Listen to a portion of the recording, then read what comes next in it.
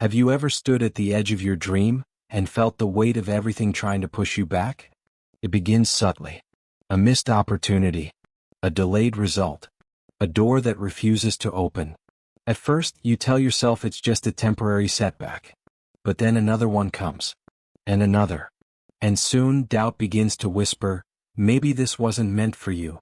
This is the quiet war no one talks about. Not the battle of talent or timing or even resources, but the internal war of persistence. The decision to continue when the excitement is gone, the plan is blurry, and success seems nowhere in sight. Most people lose this battle. Not because they're weak, but because they don't know that this moment of resistance is part of the process.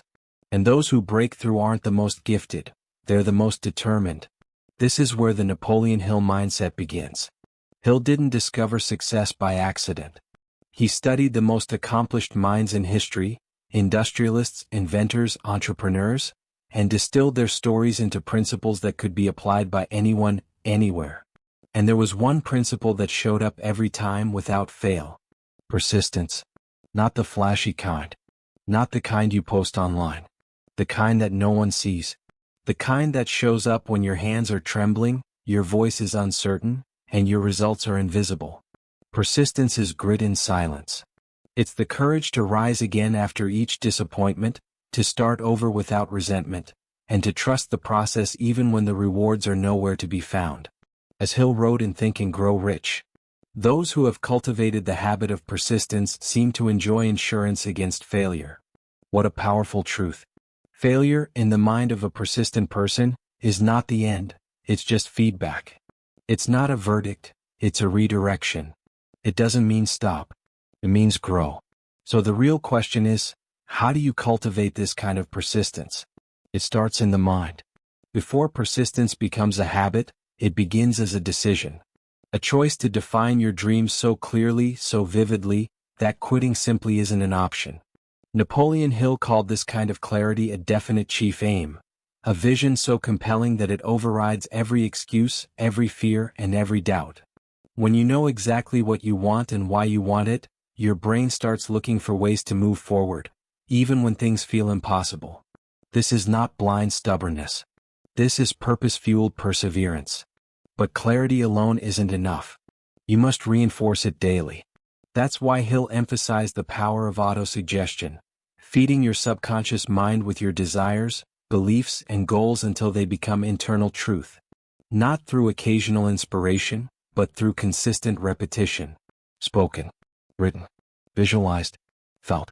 Because when your mind is saturated with belief, it creates a shield against fear. You stop entertaining failure as a permanent condition. You begin to see obstacles not as walls but as tests, measuring your commitment to what you say you want. And here's the truth most people never accept. The universe will always test your commitment before it rewards your effort. That test often looks like rejection. It looks like delay. It looks like silence. But to the one who is prepared, those moments are not discouragement. They are invitations to rise. Persistence is the discipline of continuing to show up long after the emotion of motivation is gone. And this is where many fall. They expect the journey to feel good, to move fast, to reward their effort instantly. But true success doesn't arrive on your timeline. It arrives when your mind, habits, and vision are finally aligned with what you're asking for. Until then, persistence is your currency. It's how you pay the price in full. Not all at once, but day by day. That means waking up early when you'd rather sleep in, pushing through tasks when inspiration runs dry, recommitting to your dream every time you feel forgotten. Because the persistent mind doesn't need evidence to act. It creates evidence through action. And in that action, confidence grows, not the kind built on achievement, but the kind built on consistency. The kind that says, I trust myself to show up no matter what. This is the turning point. Because once you know you can depend on yourself, you become unstoppable. You no longer need permission. You no longer wait for ideal conditions. You no longer seek validation. You move not because it's easy, but because it's right. And eventually the world responds. Slowly at first, then all at once. Doors open. Results appear. Support shows up. And what once felt like struggle begins to feel like alignment. but only because you didn't stop. This is the heartbeat of Hill's philosophy, that success is never about external circumstances. It is about internal commitment. And that commitment must be stronger than your fear, louder than your excuses, and deeper than your setbacks. So let this be your reminder. Your dream is not too big. Your past is not too broken. Your goal is not too far. But your persistence must be strong enough to outlast your temporary feelings. You are not here to try.